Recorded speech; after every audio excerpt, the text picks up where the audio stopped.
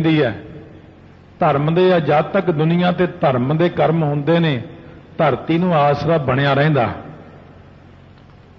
सो इस करके जदों ये धर्म दे चार पैर ने जदों तक ये चार पैर धर्म दे जिहड़े हन सत ताप जिहड़े रखना है फिर दान करना जिहड़ा जग करना ये जिहड़े धर्म दे पैर ने जद तक ये खड़े ने उदों तक ही दुनिया खड़दी है।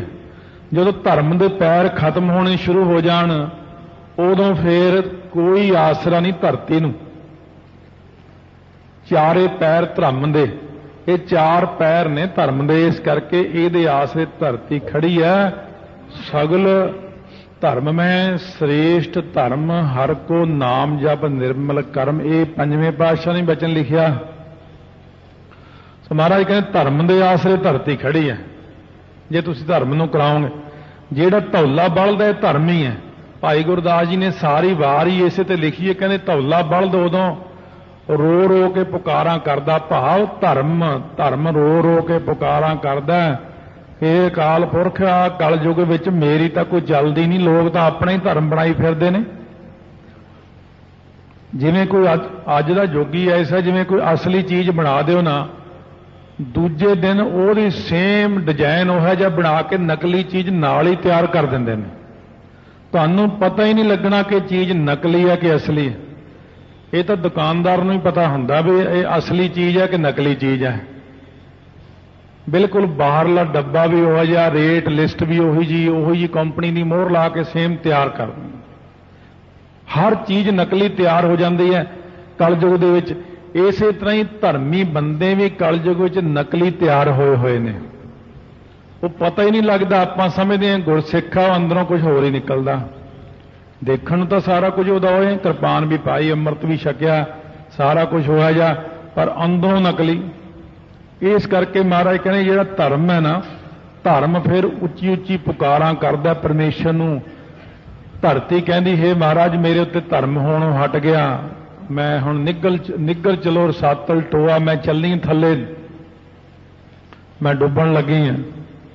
अकाल पुरख फिर आप नारायण कला धार जग में परवरिओ आप अकाल पुरख ने आके धरती की रक्षा की है। तो हुण महाराज सच्चे पातशाह नूं कहण लगे फिर ये जिहड़ा है धर्म धौला बलद थोड़ा असीं तां इह मनदे हां कि बलद तो अगे चलो बलद हुंदे ने पर यह तुहाडा धौल बलद जिहड़ा बलद है धर्म ये किहदा पुत्तर है। महाराज कहंदे दया दा पुत्तर है। जिथे दया हुंदी है उत्थे धर्म हुंदा है क्योंकि धर्म दया तो बिना चलदा ही नहीं है। जिथे दया ना होवेगी उत्थे चंडालपुणा हुंदा है। सो जिवें रहबा नामी लड़की ने मक्के जांदियां रस्ते च देखिया एक खूह दे दुआले दुआले सो एक सूई हुई कुकरी घुम रही सी। ਉਹਦੇ कतूरे छोटे छोटे बिलक रहे पानी नूं। रहबा ने फिर केस पट पट के अपने रस्सी बना के चुन्नी भ्यों के पैरां दा बुक जिहा बना के ਉਹਦੇ च पानी पा के कतूरियां नूं पियाया कुकरी नूं पियाया पानी। जदों मक्का 60 को चल के आप ही आ गया ਉਹਦੀ दया दे काम देख के। इब्राहिम जदों मत्था टेकण आया मक्के कहंदे मक्का कित्थे गया अज कहंदे वो रहबा नामी लड़की की जियारत करन गया। इब्राहिम भी चलिया गया जाके कहन लग्या रहबा मैनू एक गल दस कि मक्का तेरी जियारत करन आया प्रश्न तो मैं एको ही लेके आया पर दो बन गए। कहंदे की गल कहंदे सारे जानवर तेरे दुआले बैठे सी बड़े आराम नाल जदों मैं आया उठ के चले गए ये की गल मेरे लागे नहीं बैठे। रहबा कहन लगी रात की खाधा सी खाने च कहंदा गोश्त खाधा सी रात खाने च। कहंदी जेड़े बंदे मांस खाने हुंदे ने उन्हां तों तां जानवर भी डरदे ने किते सानूं वढ के ही ना खा जावे। इस करके तैनूं देखदे ही उठ गए क्योंकि तू जानवरां दा दुश्मन है। मैं इहनूं पानी पियाया दया कीती है। जिहड़ी दया है ये दया करके ही वाहिगुरू प्रसन्न हुंदे ने। सो पहलां ਜਦੋਂ ਵੀ ਜਾਣਾ ਕਿਸੇ ਵਕਤ ਯੁਧਿਸ਼ਠਰ ਨੇ ਕ੍ਰਿਸ਼ਨ ਜੀ ਕੋਲੇ, ਸੋ ਉਸ ਵਕਤ ਕ੍ਰਿਸ਼ਨ ਜੀ ਉਹਨਾਂ ਨੂੰ ਕਹਿੰਦੇ ਹੁੰਦੇ ਸੀ, ਆਓ ਜੀ ਰਾਜਨ ਜੀ, ਇਹੋ ਜਿਹੇ ਅੱਖਰ ਬੋਲਦੇ ਨੇ, ਆਓ ਜੀ ਸਤਪੁਰਸ਼ ਜੀ, ਕਈ ਅੱਖਰ ਬੋਲਨੇ। ਹੁਣ ਯੁਧਿਸ਼ਠਰ ਜੀ ਚਾਹੁੰਦੇ ਸੀ ਮੈਨੂੰ ਭਗਤ ਜੀ ਕਹਿਣ, ਜਿਵੇਂ ਦੂਜਿਆਂ ਨੂੰ ਭਗਤ ਜੀ ਕਹਿੰਦੇ ਨੇ। ਕ੍ਰਿਸ਼ਨ ਜੀ ਨੇ ਸੋਚਿਆ ਕਿ ਭਗਤਾਂ ਵਾਲਾ ਕੋਈ ਕੰਮ ਕੀਤਾ ਤਾਂ ਹੈ ਨਹੀਂ, ਪਰ ਇੱਕ ਵਾਰੀ ਉਹਨਾਂ ਨੇ ਇੱਕ ਦਇਆ ਦਾ ਕਰਮ ਜਦੋਂ ਕੀਤਾ, ਜਦੋਂ ਕ੍ਰਿਸ਼ਨ ਜੀ ਕੋਲ ਗਏ, ਕਹਿੰਦੇ ਆਓ ਭਗਤ ਜੀ, ਕਹਿੰਦੇ ਮਹਾਰਾਜ ਆਹ ਅੱਖਰ ਸੁਣਨ ਨੂੰ ਮੈਂ ਤਰਸ ਗਿਆ ਸੀ ਇੰਨੇ ਸਾਲਾਂ ਤੋਂ, ਅੱਜ ਤੁਸੀਂ ਮੈਨੂੰ ਭਗਤ ਜੀ ਕਿਉਂ ਕਿਹਾ? ਕ੍ਰਿਸ਼ਨ ਜੀ ਕਹਿੰਦੇ ਅੱਜ ਤੂੰ ਇੱਕ ਬਹੁਤ ਵੱਡਾ ਦਇਆ ਦਾ ਕੰਮ ਕਰਕੇ ਆਇਆ। ਜਿਹੜਾ ਬੰਦਾ ਦਇਆ ਦਾ ਕੰਮ ਕਰੇ ਉਹ ਸਾਨੂੰ ਬਹੁਤ ਚੰਗਾ ਲੱਗਦਾ, ਇਸ ਕਰਕੇ ਕਦੇ ਦਇਆ ਕਰਨੀ ਵੀ ਸਿੱਖੋ। ਸੋ ਜਿਵੇਂ ਕਿਸੇ ਬੰਦੇ ਨੂੰ ਬਹੁਤ ਵੱਡੀ ਬਿਮਾਰੀ ਹੋ ਗਈ, ਹੁਣ ਕੋਈ ਚਾਰਾ ਨਾ ਸੀ ਉਹਨੂੰ, ਬਸ ਇਹੀ ਸੀ ਵੀ ਹੁਣ ਮੇਰਾ ਅੰਤਮ ਸਮਾਂ ਆ ਜਾਏਗਾ, ਮੈਂ ਚੜ੍ਹਾਈ ਕਰ ਜਾਵਾਂਗਾ। ਬਹੁਤ ਪਹੁੰਚੇ ਮਹਾਂਪੁਰਸ਼ ਮਾਤਾ ਸਾਹਿਬ ਕੌਰ ਦੇ ਬੜੇ ਨੇੜੇ ਹਨ, ਉਹ ਮਾਤਾ ਸਾਹਿਬ ਕੌਰ ਉਹਨਾਂ ਨੂੰ ਦਰਸ਼ਨ ਵੀ ਦੇ ਦਿੰਦੇ ਆ। ਉਹ ਮਾਤਾ ਜੀ ਨੂੰ ਪੁੱਛਿਆ, ਫਿਰ ਉਦੋਂ ਮੈਂ ਬੰਬੇ ਸੀ, ਸੋ ਕਹਿਣ ਲੱਗੇ, ਮਾਤਾ ਜੀ ਨੂੰ ਪੁੱਛਿਆ, ਮਾਤਾ ਜੀ ਕਹਿਣ ਲੱਗੇ ਇਹ ਨਾ ਜਾਨਵਰ ਮਾਰ-ਮਾਰ ਖਾਂਦਾ ਰਿਹਾ, ਹੁਣ ਇਹਨੂੰ ਲੇਖਾ ਦੇਣਾ ਪੈਂਦਾ, ਬੁੱਢਾ ਹੋ ਗਿਆ ਹੁਣ ਭਾਈਦਾ, ਹੁਣ ਲੇਖਾ ਨਹੀਂ ਦਿੰਦਾ ਆਪਣਾ। ਕਹਿੰਦੇ ਮਾਤਾ ਜੀ ਫੇਰ ਵੀ ਹੁਣ ਸ਼ਰਨ ਆਇਆ, ਅੰਮ੍ਰਿਤ ਛਕਣ ਨੂੰ ਵੀ ਤਿਆਰ ਹੈ, ਤੁਹਾਡਾ ਪੁੱਤਰ ਵੀ ਬਣ ਜਾਏਗਾ, ਕੋਈ ਬਖਸ਼ਣ ਦਾ ਤਰੀਕਾ ਦੱਸੋ। ਤਾਂ ਮਾਤਾ ਜੀ ਕਹਿਣ ਲੱਗੇ, ਦੇਖ ਇਹ ਕੰਮ ਔਖਾ ਹੈ ਪਰ ਮੈਂ ਦੱਸ ਦਿੰਦੀ ਹਾਂ, ਕਰ ਤੁਸੀਂ ਲੈਣਾ। ਕਹਿੰਦੇ ਕੀ ਕਰੀਏ? ਕਹਿੰਦੇ ਜਿੱਥੇ ਕਸਾਈ ਬੱਕਰੇ ਵੱਢਦੇ ਨੇ ਉੱਥੇ ਚਲਾ ਜਾਈਂ, ਪੈਸੇ ਲੈ ਕੇ ਨਾ 2-4 ਹਜ਼ਾਰ ਰੁਪਈਆ। ਜਦੋਂ ਕਸਾਈ ਕਿਸੇ ਬੱਕਰੇ ਨੂੰ ਬੰਨ੍ਹ ਕੇ ਵੱਢਣ ਲੱਗਣਗੇ ਨਾ, ਇੱਕਦਮ ਰੋਕ ਦੇਣਾ ਉਹਨਾਂ ਨੂੰ, ਰੁਕ ਜਾ ਬਈ ਵੱਢਣਾ ਇਹਨੂੰ। ਕਹਿੰਦੇ ਫੇਰ ਕਹਿੰਦੇ ਉਸ ਵਕਤ ਉਹਨੂੰ ਰੁਪਈਏ ਦੇ ਕੇ ਉਹ ਬੱਕਰੇ ਦਾ ਮੁੱਲ ਪਾ ਕੇ ਬੱਕਰਾ ਲਿਆ ਕੇ ਛੱਡ ਦੇ। ਮਰਦੇ ਹੋਏ ਜਾਨਵਰ ਨੂੰ ਬਚਾ ਲੈਣਾ ਮਾਤਾ ਜੀ ਕਹਿੰਦੇ ਬਹੁਤ ਵੱਡਾ ਪੁੰਨ ਲੱਗਦਾ। ਜਾਨਵਰ ਨੂੰ ਮਾਰਨਾ ਤਾਂ ਲੋਕਾਂ ਦਾ ਕੰਮ ਹੀ ਹੈ, ਪਰ ਮਰਦੇ ਜਾਨਵਰ ਨੂੰ ਇੱਕਦਮ ਬਚਾ ਲੈਣਾ। ਜਿਵੇਂ ਕੋਈ ਮਹਾਤਮਾ ਸੀ, ਹਜੂਰ ਸਾਹਿਬ ਭਗਤੀ ਕਰ ਰਹੇ ਸੀ ਗੋਦਾਵਰੀ ਦੇ ਕਿਨਾਰੇ ਤੇ, ਕੱਛੂ ਪਕੜੇ ਉੱਥੇ ਸ਼ਿਕਾਰੀ ਨੇ, ਉਦੋਂ ਅਸੀਂ ਵੀ ਉੱਥੇ ਹੀ ਸੀਗੇ। ਤਾਂ ਉਹ ਮਹਾਤਮਾ ਕਹਿਣ ਲੱਗੇ ਇਹ ਕੱਛੂ ਕੀ ਕਰੇਗਾ ਫੜ ਕੇ? ਕਹਿੰਦਾ ਵੇਚਾਂਗਾ। ਕਹਿੰਦੇ ਫੇਰ ਕਹਿੰਦੇ ਲੋਕ ਖਾਂਦੇ ਨੇ ਇੱਥੇ। ਮਹਾਤਮਾ ਕਹਿੰਦੇ ਕਿੰਨੇ ਦੇ? ਕਹਿੰਦੇ 50 ਰੁਪਏ ਦੇ। ਕਹਿੰਦੇ ਬਸ ਆ ਲੈ 50 ਰੁਪਏ ਮੈਨੂੰ ਦੇ ਦੇ। ਮਹਾਤਮਾ ਨੇ 50 ਰੁਪਏ ਦੇਤੇ ਉਹਨੂੰ, ਕੱਛੂ ਲੈ ਕੇ ਫਿਰ ਪਾਣੀ 'ਚ ਛੱਡਤੇ। ਸ਼ਿਕਾਰੀ ਕਹਿੰਦਾ ਲਾ ਮੈਂ ਮਸਾਂ ਫੜੇ ਸੀ ਤੁਸੀਂ ਛੱਡਤੇ। ਕਹਿੰਦੇ ਤੈਨੂੰ ਪੈਸੇ ਮਿਲ ਗਏ? ਕਹਿੰਦੇ ਹਾਂ। ਕਹਿੰਦੇ ਜਾ ਫਿਰ, ਮੈਂ ਛੱਡਾਂ, ਮੈਂ ਰੱਖਾਂ, ਮੈਂ ਬਣਾਵਾਂ, ਮੈਂ ਮਾਰਾਂ, ਮੈਂ ਜੋ ਮਰਜ਼ੀ ਕਰਾਂ, ਤੈਨੂੰ ਇਹ ਨਾਲ ਕੀ ਹੈ?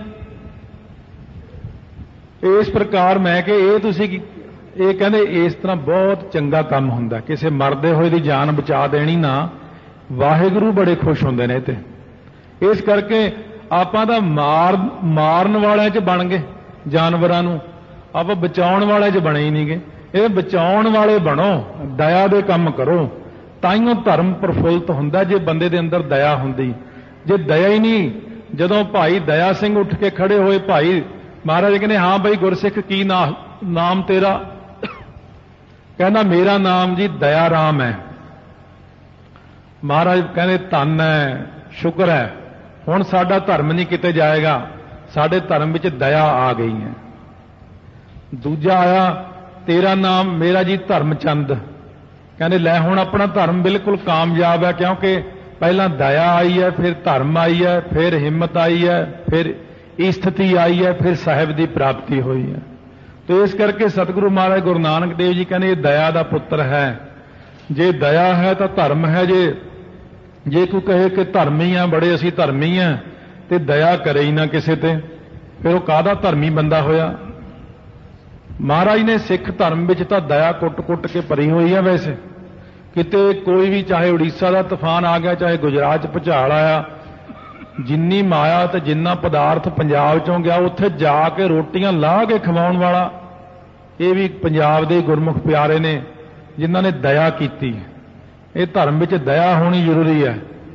ਫਿਰ ਮਹਾਰਾਜ ਇਹ ਚਾਰਾ ਕਿਹੜਾ ਚਰਦਾ ਹੈ? ਮਹਾਰਾਜ ਹੱਸ ਪਏ, ਕਹਿੰਦੇ ਤੁਸੀਂ ਤਾਂ ਹੁਣ ਵਾਲ ਦੀ ਖੱਲ ਲਾਉਣ ਲੱਗ ਪਏ ਹੋ।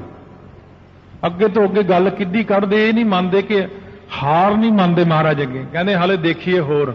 ਸੰਤੋਖ महाराज कहने ये जिहड़ा धर्म रूपी बलद है संतोख दा चारा चरदा है अते दया दा पुत्र है। संतोख थाप रखिया जिन सूत, जिस धर्म ने संतोख दे सूत रस्से राही सारी सृष्टि की मर्यादा नूं थाप के रखिया होया है।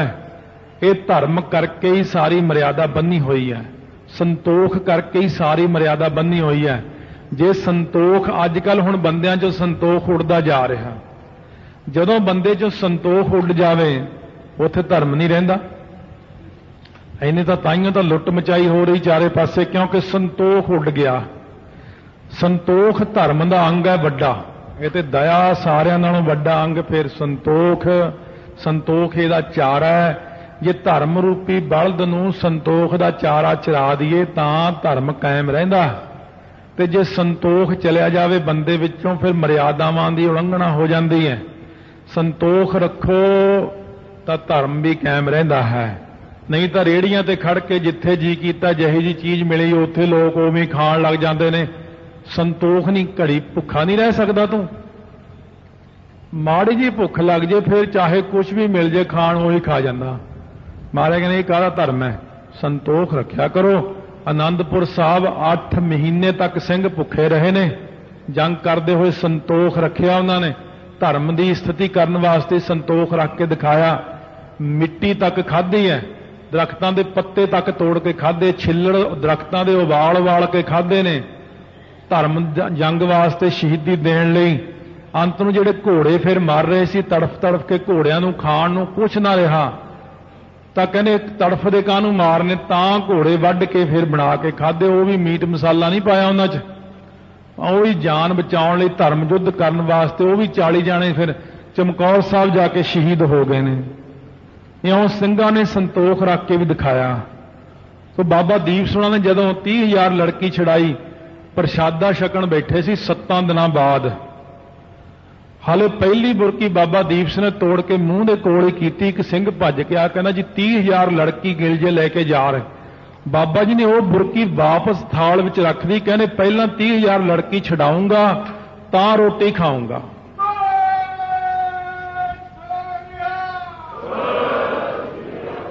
इस करके इहनूं कहने संतोख। संतोख दे आसरे धर्म खड़दा है, ते अज दे युग विच किसे कोल संतोख नहीं है।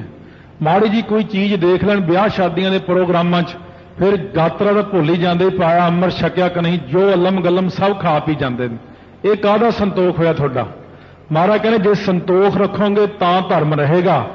जे संतोख रखो, पानी की प्यास लगी है पर पानी सामने झूठा, पर थोड़े जिहा सबर कर लो फिर कि किते सुच्चा मिल जाए। इउं संतोख रख के अपने धर्म नूं कायम रखिया जा सकदा है।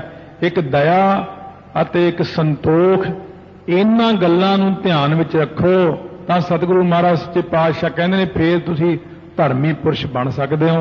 बाकी फिर श्रवण करांगे। ऐतवार सोमवार जाना किते ते मंगलवार नूं फिर आके इत्थों ही शुरू करांगे। सतगुरु महाराज बख्शिश करन, भुल्लां चुकां दी माफी बख्शणी। आओ धर्मी बणीए। धर्म नूं कमाउण दा देखो किन्ना सोहना ढंग दस्सिया महाराज ने। जे तुसीं ये 2 गल्लां नूं ग्रहण करो, दया अते संतोख, इहदे विच फिर तुसीं आपे ही पाप करन तो हट जाओगे। ये दया करनी बई, एक आपां संतोख रखना है। ये 2 दया ते संतोख जिहड़े ने शुभ गुण ने, ये उही साडे मित्र ने। जे गुण होण तां कट्टियन से भाई से वीर। तां महाराज कहने ये गुण कित्थों आउणगे? महाराज साडे च गुण कित्थों आउणगे? महाराज कहने गुण नाम दी अंश ने। नाम दे विचों गुण जन्म लैंदे ने, ते नाम जपो तां गुण आपे ही आ जाणगे तुहाडे विच। वाहेगुरू वाहेगुरू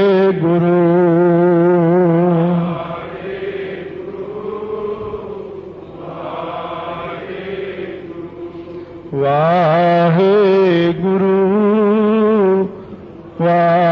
वाहेगुरू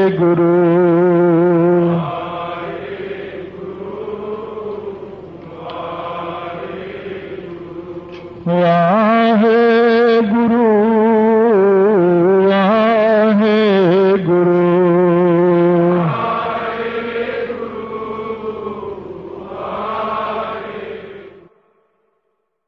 ਕਿਹੜੀ ਗੱਲੋਂ?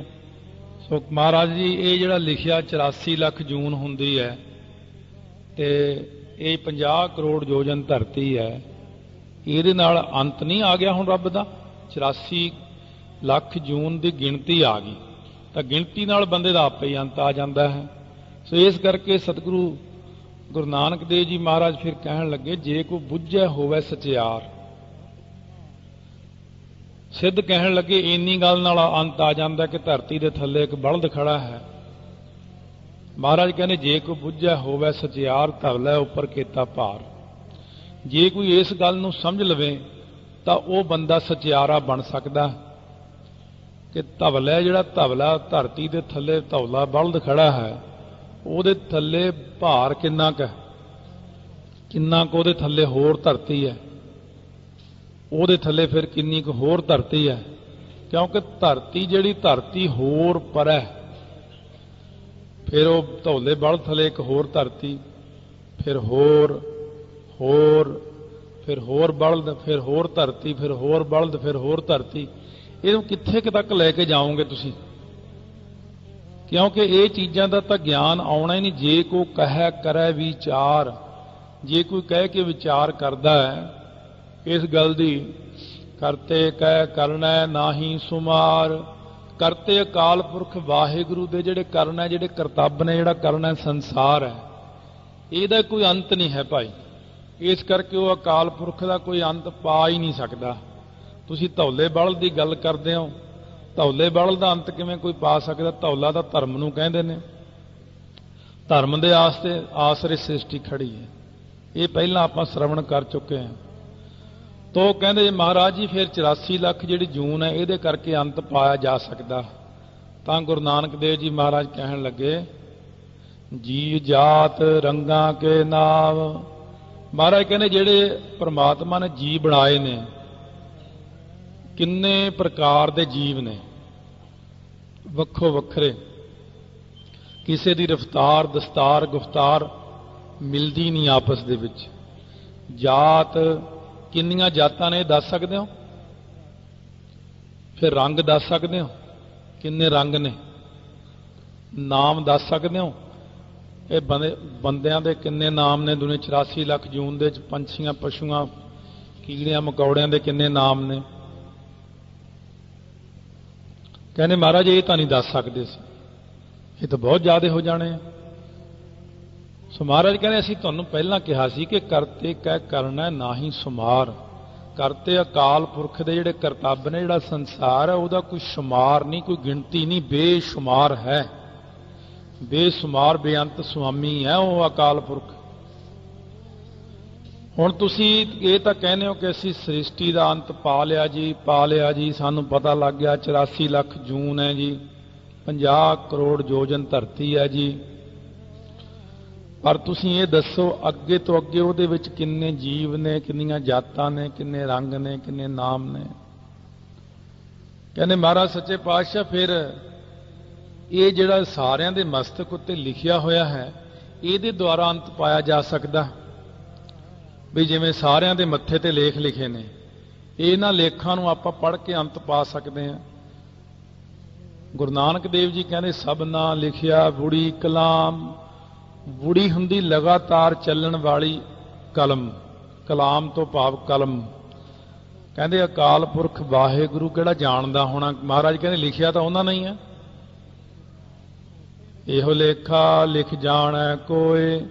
ਕਹਿੰਦੇ ਜਿਹੜਾ ਮੱਥੇ ਦੇ ਉੱਤੇ ਲੇਖ ਲਿਖੇ ਹੋਏ ਨੇ ਇਹਨੂੰ ਕੌਣ ਜਾਣ ਸਕਦਾ? ਇਹ ਤਾਂ ਬਹੁਤ ਵੱਡੇ ਲੇਖ ਨੇ, ਇਹਨਾਂ ਲੇਖਾਂ ਨੂੰ ਕੌਣ ਸਮਝ ਸਕਦਾ? ਚਲੋ ਇੱਕ ਬੰਦੇ ਦੇ ਲੇਖ ਲਿਖੋ, 2 ਦੇ ਲਿਖੋ, 100 ਦੇ ਲਿਖੋ, ਕਿੰਨਿਆਂ ਬੰਦਿਆਂ ਦੇ ਲੇਖ ਲਿਖੋਗੇ ਤੁਸੀਂ? ਕਿੰਨਿਆਂ ਦੀ ਗਿਣਤੀ ਕਰੋਗੇ? ਲੇਖਾ ਲਿਖਿਆ ਕੀਤਾ ਹੋਏ। ਉਹ ਲੇਖਾ ਲਿਖਿਆ ਹੋਇਆ ਕਿੰਨਾ ਕੁ ਹੋ ਜਾਏਗਾ? ਕੋਈ ਅੰਤ ਆਉਂਦਾ ਲੇਖੇ ਦਾ? ਕਹਿੰਦੇ ਮਹਾਰਾਜ ਇਹ ਤਾਂ ਗੱਲ ਠੀਕ ਹੈ ਤੁਹਾਡੀ, ਅੰਤ ਤਾਂ ਕੋਈ ਨਹੀਂ ਆਉਂਦਾ। ਕਹਿੰਦੇ ਫਿਰ ਤੁਸੀਂ ਪਰਮੇਸ਼ਰ ਦਾ ਅੰਤ ਪਾਉਣ ਦਾ ਯਤਨ ਕਿਵੇਂ ਕਰ ਸਕਦੇ ਹੋ? ਕਿ ਅਸੀਂ ਵਾਹਿਗੁਰੂ ਦਾ ਅੰਤ ਪਾ ਸਕਦੇ ਹਾਂ। ਕੇਤਾ ਤਾਣ ਸਵਾਲਿਆਹ ਰੂਪ।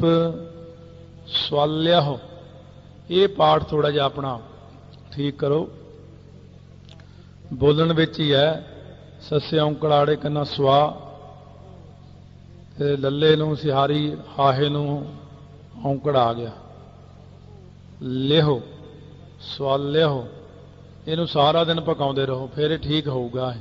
ਪਤਾ ਨਹੀਂ ਇਹਨੂੰ ਕੀ ਕੀ ਬੋਲ ਜਾਂਦੇ ਆਪਾਂ ਗਲਤ। ਸਵਾਲਿਓ ਦਾ ਮਤਲਬ ਹੈ ਸੁੰਦਰ ਰੂਪ। ਸਵਾਲਿਓ ਰੂਪ, ਉਹ ਜਿਸ ਅਕਾਲ ਪੁਰਖ ਵਾਹਿਗੁਰੂ ਦਾ ਇੰਨਾ ਸੁੰਦਰ ਰੂਪ ਹੈ। ਪਤਾ ਤੁਹਾਨੂੰ ਕਿੰਨਾ ਸੁੰਦਰ ਸਰੂਪ ਹੈ? ਕਹਿੰਦੇ ਨਾ ਜੀ। ਕੀਤਾ ਤਾਣ, ਉਸ ਵਾਹਿਗੁਰੂ ਵਿੱਚ ਕਿੰਨਾ ਕੁ ਬਲ ਹੈ ਇਹ ਤਾਂ ਨਹੀਂ ਤੁਸੀਂ ਦੱਸ ਸਕਦੇ।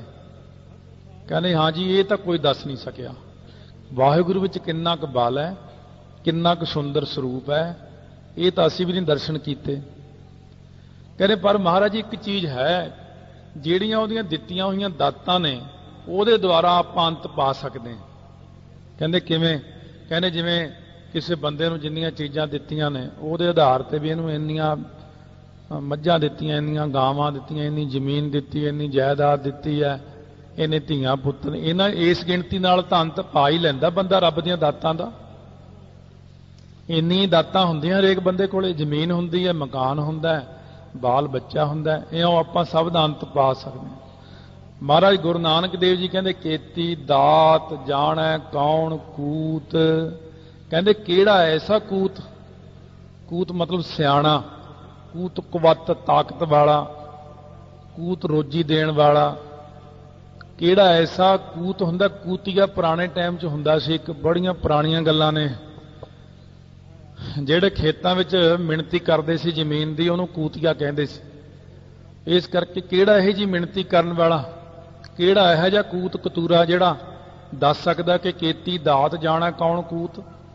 ਕਿਹੜੀ ਕਿੰਨੀ ਕੁ ਦਾਤ ਦਿੱਤੀ ਹੋਈ ਰੱਬ ਨੇ ਕੋਈ ਗਿਣ ਕੇ ਦੱਸ ਸਕਦਾ? ਲਿਖ ਦਾਤ ਜੋਤ ਵਡਿਆਈ। ਇਸ ਵਾਹਿਗੁਰੂ ਨੇ ਹਰੇਕ ਬੰਦੇ ਨੂੰ ਦਾਤ ਜਿੰਨੀ ਦਿੱਤੀ ਹੋਈ ਹੈ, ਜਿੰਨੀ ਉਹਦੇ ਅੰਦਰ ਜੋਤ ਰਹਿਣੀ ਹੈ, ਜਿੰਨੀ ਉਹਨੂੰ ਵਡਿਆਈ ਮਿਲਣੀ ਹੈ, ਜਿੰਨੀ ਉਹਨੂੰ ਬਦਨਾਮੀ ਮਿਲਣੀ ਹੈ, ਜਿੰਨੀ ਉਹਨੂੰ ਹੋਰ ਖਾਣਾ ਪੀਣਾ ਮਿਲਣਾ ਹੈ, ਕਿੰਨੇ ਉਹਦੇ ਬਾਲ ਬੱਚੇ ਨੇ, ਕਿੱਥੇ ਜਾਣਾ ਮਰ ਕੇ, ਕਿੱਥੋਂ ਆਇਆ। ਕਹਿੰਦੇ ਸਾਰੀ ਗਿਣਤੀ ਦੱਸ ਸਕਦੇ ਹੋ ਤੁਸੀਂ? ਕਹਿੰਦੇ ਮਹਾਰਾਜ ਇਹ ਤਾਂ ਨਹੀਂ ਦੱਸ ਸਕਦੇ। ਕਹਿੰਦੇ ਫਿਰ ਤੁਸੀਂ ਇਹ ਕਿਉਂ ਕਹਿੰਦੇ ਹੋ ਕਿ ਪਰਮੇਸ਼ਰ ਦੀਆਂ ਦਾਤਾਂ ਦਾ ਅੰਤ ਪਾ ਲਿਆ? ਕਹਿੰਦੇ ਤੁਹਾਨੂੰ ਕੀ ਪਤਾ ਵਾਹਿਗੁਰੂ ਨੇ ਕਿਹਨੂੰ ਦਾਤ ਦੇਣੀ ਹੈ, ਕਿਹਨੂੰ ਨਹੀਂ ਦੇਣੀ, ਕਿਹਨੂੰ ਕਿੰਨੀਆਂ ਦਾਤਾਂ ਦਿੱਤੀਆਂ ਹੋਈਆਂ ਨੇ। ਇਹ ਤਾਂ ਕੋਈ ਬੰਦਾ ਅੰਤ ਪਾ ਹੀ ਨਹੀਂ ਸਕਦਾ, ਨਾ ਦਾਤਾਂ ਰਾਹੀਂ, ਨਾ ਲੇਖਿਆਂ ਰਾਹੀਂ, ਨਾ ਕਿਸੇ ਗਿਣਤੀ ਰਾਹੀਂ। ਕੋਈ ਰਸਤਾ ਨਹੀਂ ਉਹਦਾ ਅੰਤ ਪਾਉਣ ਦਾ। ਬੇਅੰਤ ਹੈ, ਬੇਅੰਤ ਕਹਿ ਕੇ ਖਹਿੜਾ ਛਡਾਉਣਾ ਪੈਂਦਾ। ਮਹਾਰਾਜ ਕਹਿੰਦੇ ਜਦ ਸਿੱਧਾਂ ਨੂੰ ਕਹਿੰਦੇ ਜਦ ਵੇਦਾਂ ਨੇ ਅੰਤ ਨਹੀਂ ਪਾਇਆ, ਤੁਸੀਂ ਕਿਵੇਂ ਅੰਤ ਪਾ ਸਕਦੇ ਹੋ? ਤੁਸੀਂ ਕਿਵੇਂ ਕਹਿ ਸਕਦੇ ਹੋ ਕਿ ਅਸੀਂ ਉਹਦਾ ਅੰਤ ਪਾ ਰਹੇ ਹਾਂ? ਕਹਿੰਦੇ ਮਹਾਰਾਜ ਇਹ ਸ੍ਰਿਸ਼ਟੀ ਜਿਹੜੀ ਪ੍ਰਮਾਤਮਾ ਨੇ ਰਚੀ, ਇਹ ਫਿਰ ਕਿਵੇਂ ਰਚ ਦਿੱਤੀ ਇੱਕਦਮ? ਅਕਸਰ ਤਾਂ ਕੋਈ ਗਿਣਤੀ ਹੋਣੀ ਹੈ ਇਹਦੀ, ਵੀ ਇੰਨੇ ਜੀਵ ਬਣਾਏ ਨੇ, 84 ਬਣਾਈ ਹੈ। ਮਹਾਰਾਜ ਕਹਿੰਦੇ ਪਰਮਾਤਮਾ ਕਿਤੇ ਆਪਣੇ ਵਰਗਾ ਨਹੀਂ ਹੈ ਵੀ ਉਹ ਪਹਿਲਾਂ ਫਸਲ ਬੀਜਦਾ ਜ਼ਿਮੀਂਦਾਰ ਵਾਂਗੂ, ਫਿਰ ਉਹ ਉਗਦੀ ਹੈ, 6 ਮਹੀਨੇ ਲੱਗਦੇ ਨੇ। ਜਾਂ ਦੁਨੀਆ ਦਾ ਕੋਈ ਵੀ ਕੰਮ ਹੈ ਉਹ ਆਪਾਂ ਬੜੀ ਦੇਰ ਨਾਲ ਕਰਦੇ ਹਾਂ। ਕੀਤਾ ਪਸਾਓ, ਪਸਾਓ ਮਤਲਬ ਉਹਨੇ ਇੱਕੋ ਹੀ ਸਾਰਾ ਜਿਹੜਾ ਕੀਤਾ ਨਾ, ਸਾਰਾ ਇੱਕੋ ਕਵਾਓ, ਇੱਕੋ ਹੀ ਬਚਨ ਤੋਂ ਕਰ ਦਿੱਤਾ। ਬਸ ਇੱਕੋ ਵਾਰੀ ਬਚਨ ਤੋਂ ਹੀ ਕੀਤਾ ਪਸਾਰਾ ਉਹਨੇ। ਕਵਾਓ ਜਿਹੜਾ ਇੱਕ ਉਹਨੇ ਵਾਕ ਬੋਲਿਆ ਨਾ ਕਿ ਇੱਕ ਤੋਂ ਬਹੁਤੇ ਰੂਪ ਹੋ ਜਾਵਾਂ, ਏਕੋ ਹੰਗ ਸ਼ਿਆਮਾ ਬਹੁ ਪਰਜਾ ਜਾਏ ਤੇ। ਬਸ ਇਹੀ ਵਾਕ ਜਿਹੜਾ ਬੋਲਿਆ ਉਹਨੇ, ਓੰਕਾਰ ਕਹਿੰਦੇ ਹੀ ਸ੍ਰਿਸ਼ਟੀ ਦੀ ਰਚਨਾ ਹੋਈ ਹੈ। ਕੀਤਾ ਪਸਾਓ ਏਕੋ ਕਵਾਓ। ਕਵਾਓ ਹੁੰਦੀ ਪੋਸ਼ਾਕ। ਇਸ ਕਰਕੇ ਜਿਹੜੀ ਮਾਇਆ ਰੂਪੀ ਪੋਸ਼ਾਕ ਜਦੋਂ ਪਹਿਨ ਲੈਂਦਾ, ਈਸ਼ਰ ਬਣ ਕੇ ਸ੍ਰਿਸ਼ਟੀ ਦੀ ਰਚਨਾ ਕਰ ਦਿੰਦਾ। ਇਸ ਕਰਕੇ ਉਸ ਅਕਾਲ ਪੁਰਖ ਨੇ ਇਹ ਪਸਾਰਾ ਕਰ ਦਿੱਤਾ ਇੱਕੋ ਵਾਕ ਦੇ ਵਿੱਚ ਹੀ। ਤਿਸਤੇ ਹੋਏ ਲੱਖ ਦਰਿਆ। ਬਸ ਉਹਨਾਂ ਵਾਕ ਕਹਿੰਦੇ ਆ ਸਾਰੀ ਲੱਖਾਂ ਹੀ ਦਰਿਆ ਬਣ ਗਏ। ਇਹ ਆਪਾਂ ਆਮ ਬੋਲਣ ਵਿੱਚ ਤਾਂ ਬੋਲਦੇ ਹਾਂ ਦਰਿਆ, ਅਸਲੀ ਇਹ ਜਿਹੜਾ ਗੁਰਬਾਣੀ ਵਿੱਚ ਜਿੰਨੀ ਵਾਰੀ ਅੱਖਰ ਆਊਗਾ, ਦਰਿਆਓ ਤੂੰ ਦਰਿਆਓ ਸਭ ਤੁਝ ਹੀ ਮਾਹੇ, ਤੂੰ ਦਰਿਆਓ ਦਾਨਾ ਬੀਨਾ ਮੈਂ ਮਛਲੀ ਕੈਸੇ ਅੰਤ ਲਹਾਂ। ਇਹ ਬਿਹਾਰੀ ਦੀ ਆਵਾਜ਼ ਹੈ, ਇੱਥੇ ਦੱਦਾ ਰਾਰੇ ਬਿਹਾਰੀ ਦਰਿਆਓ। ਇਹਨੂੰ ਜਦੋਂ ਵੀ ਬੋਲੋਗੇ ਇਹ ਦਰਿਆਓ ਨਹੀਂ ਕਹਿਣਾ, ਕਿਉਂਕਿ ਦਰ ਆਓ ਜਿਹੜਾ ਨਾ, ਦਰ ਹੁੰਦਾ ਦਰਵਾਜ਼ਾ, दरवाजे विच आओ, फिर तो ये अर्थ बन गया। दरियाओ बिहारी नाल तिसते होए लख दरियाओ, वो जिहड़ा अकाल पुरख ने इक्को ही वाक कीता सी ना, एक कवावै ते सब होआ, इक्को ही वाक तो सारा कुछ प्रगट कर दिता। प्रथम ओंकार तिन कहा, सो धुन पूर जगत मों रहा। पहला अकाल पुरख ने ओंकार कह के लखां ही दरिया, लखां ही दुनिया, सब कुछ जो बनाउणा सी इक्को बचन विच ही बना दिता। कहंदे फिर ओहदी शक्ति दा वर्णन तुसी करो। गुरु नानक देव जी नूं कहंदे असीं तां हार गए, असीं तां वर्णन नहीं कर सकते, तुसी ओहदी सृष्टि दा वर्णन करो, ओहदी ताकत दा। महाराज कहण लगे कुदरत कवण कहा विचार, मेरी की शक्ति है? कुदरत तो भाव शक्ति कवण केड़ी कि ਉਹਦੇ विचार ਨੂੰ कह के सुना दियां मैं ਤੁਹਾਨੂੰ। फिर किसी दे विच की शक्ति है कि ਉਹਦੇ विचार कह सके? ਤੁਸੀਂ कह सकते हो ਜਾਂ ਅਸੀਂ कह सकते हैं? आप ਤਾਂ ਨਿਮਰਤਾ ਜਨਾਉਂਦੇ ਨੇ, आप ਤਾਂ परमेश्वरी ने, आप नारायण कला धार जग में परवरिओ। पर दूजे नूं जनाउण वास्ते अपनी निमरता नानक कथना करड़ा सार। कहंदे कुदरत कवण कहा विचार। फिर महाराज कहने देखो परमात्मा ने कुदरत नूं बनाया है, कुदरत भी ओहदी विचार नहीं कह सकती। जिहड़ी ओहदी कुदरत है ओही नहीं ओहदे बारे दस सकदी, तां आपां ओहदे बारे की दस सकदे हां? क्योंकि ओहदी कुदरत है ही इन्नी वड्डी। आ सारी कुदरत है जिन्नी देखते हैं, कुदरत दिसै, कुदरत सुनिए, कुदरत भाव सुखसार, कुदरत पाताली आकाशी, कुदरत सर्वाकार, कुदरत वेद पुराण किताबां, कुदरत सर्विचार, कुदरत खाना पीना पहनन, कुदरत सर्व प्यार, कुदरत जाति जंसी रंगी। आ जिन्ना कुछ है ये सारा कुदरत है। ओहदी कुदरत खुद नहीं ओहदा वर्णन कर सकती, ते आपां ओहदा वर्णन की कर सकते हैं? कहने महाराज कुछ तो दसो। वारिया ना जावा एक बार। कहने ये मैं तो ओहदा एक वाल भी नहीं कथन कर सकता।